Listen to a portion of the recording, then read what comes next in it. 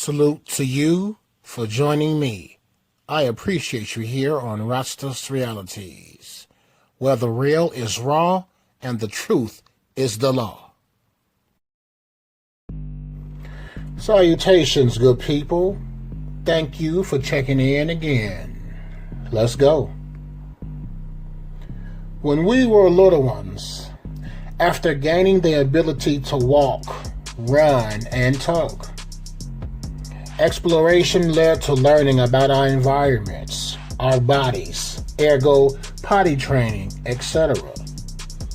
There was something we also learned about just by listening to others around us.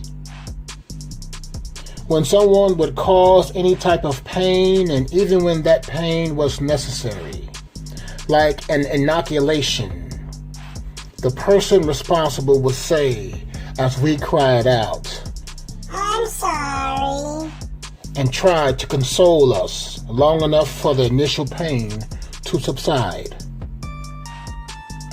These and other times in our early years were where we likely first heard someone utter the words, "I'm sorry," without really being aware of what those words really meant.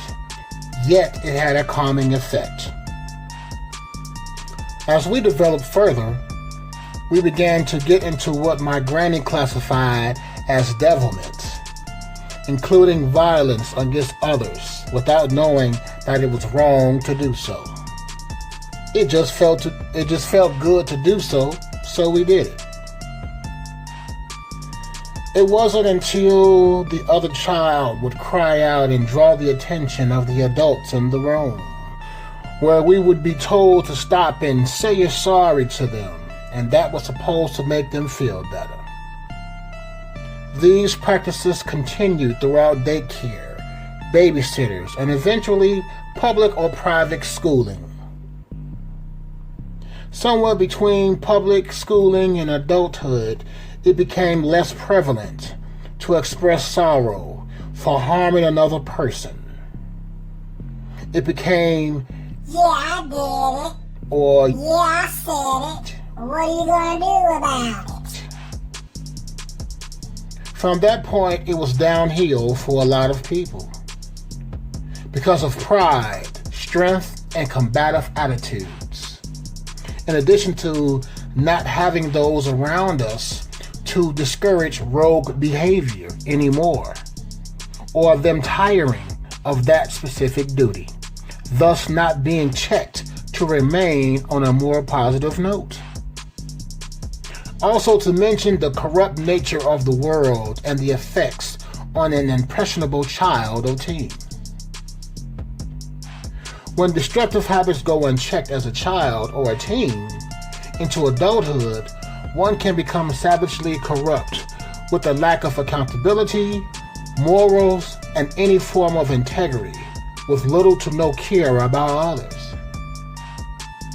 This has led to purposely hedonistic behavior in adulthood, and that has led to severe physical, emotional pain to not only others, but ourselves as well. Now, speaking personally, my granny corrected me in my teen years regarding harm to others and how to properly show regret for actions or words that will be deemed harmful. The way she did that was to say to me, "Do not say you're sorry. Say I apologize." Because words have power despite what we were told that they do not. Words can cut deep into the soul and either destroy or empower a person.